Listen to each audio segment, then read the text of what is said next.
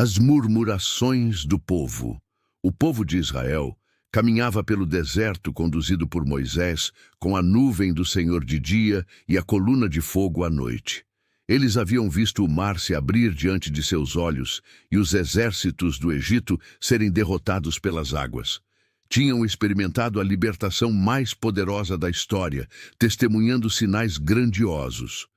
Porém, quando a rotina do deserto começou a pesar, os corações começaram a se encher de reclamação. Logo no início da jornada, após atravessarem o mar, chegaram a um lugar chamado Mara, onde as águas eram amargas. A sede apertava a garganta e, ao beberem, perceberam que não podiam saciar-se.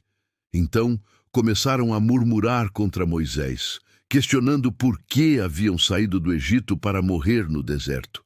Moisés clamou a Deus, que mostrou-lhe uma árvore. Quando a lançou nas águas, elas se tornaram doces e próprias para beber.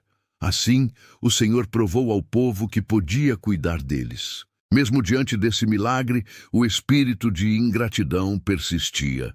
Pouco depois, no deserto de Sim, a fome tomou conta das famílias.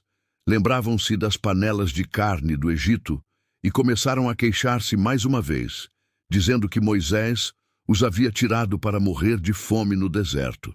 As palavras ecoavam em desespero, esquecendo-se de que eram escravos no Egito e que Deus os havia libertado com braço forte. O Senhor ouviu suas queixas e, em sua misericórdia, enviou o maná do céu. Pela manhã, uma fina camada cobria o chão como geada, e cada família colhia o necessário para o dia. À tarde, codornizes vinham sobre o acampamento, garantindo carne. Deus estava mostrando que o pão do céu e a provisão não faltariam. Mas mesmo diante disso, muitos ainda murmuravam, alguns recolhendo mais do que deviam, outros guardando para o dia seguinte e encontrando-o estragado. No deserto de Refidim, a sede mais uma vez provocou inquietação. O povo discutia com Moisés e dizia: "Por que nos tiraste do Egito para nos matar de sede?" Moisés, aflito, clamou ao Senhor, temendo até que o apedrejassem. Então, Deus ordenou que ele ferisse a rocha em Horebe, e dela jorrou água abundante. Mas aquele lugar recebeu o nome de Massá e Meribá, porque ali o povo testou o Senhor, perguntando: "Está o Senhor no meio de nós ou não?" As murmurações não se limitavam à falta de comida e água. Em diversos momentos, o povo se rebelava contra a liderança de Moisés. Em Taberá, as reclamações se intensificaram sem motivo aparente, apenas pela insatisfação de corações ingratos. O fogo do Senhor queimou nas extremidades do acampamento até que Moisés intercedeu. Em Quibrote-Ataavá, a insatisfação surgiu por desejarem carne em abundância. Eles choraram diante das tendas, dizendo que estavam cansados do maná. Deus enviou codornizes em grande quantidade, mas também enviou praga, mostrando que a murmuração traz consequências dolorosas. Quando chegaram às proximidades da terra prometida, em Cades-Barneia, enviaram espias para observar a terra.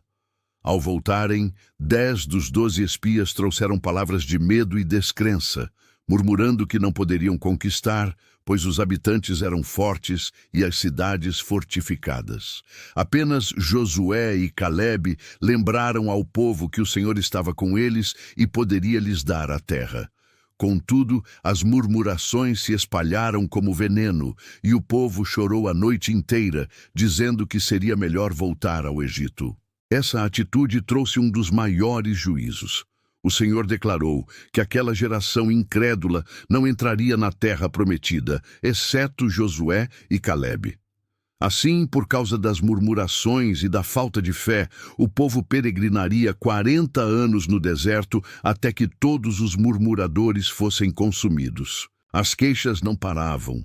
Houve também rebeliões contra a autoridade de Moisés e Arão. Corá, Datã e Abirão se levantaram, dizendo que toda a congregação era santa e questionando por que Moisés e Arão se colocavam acima dos demais. Era mais do que murmuração. Era desafio direto à ordem estabelecida por Deus. O Senhor respondeu de forma severa. A terra se abriu e engoliu os rebeldes, e fogo consumiu os 250 homens que ofereciam incenso. Mesmo após essa demonstração, no dia seguinte o povo voltou a murmurar, acusando Moisés e Arão de matarem o povo do Senhor. A ira divina se acendeu novamente, e uma praga se espalhou rapidamente.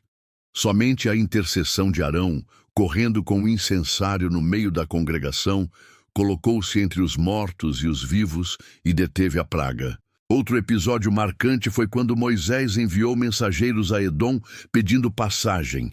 E diante da negativa, o povo murmurou mais uma vez, questionando os caminhos escolhidos. Mais tarde, quando se cansaram da viagem e desprezaram o maná, Deus enviou serpentes abrasadoras que picavam o povo e muitos morreram. Então reconheceram seu pecado e pediram a Moisés que intercedesse. O Senhor mandou fazer uma serpente de bronze e colocá-la em uma haste. Todo aquele que fosse mordido e olhasse para ela, viveria. Essas histórias de murmuração mostram a fragilidade do coração humano diante das dificuldades.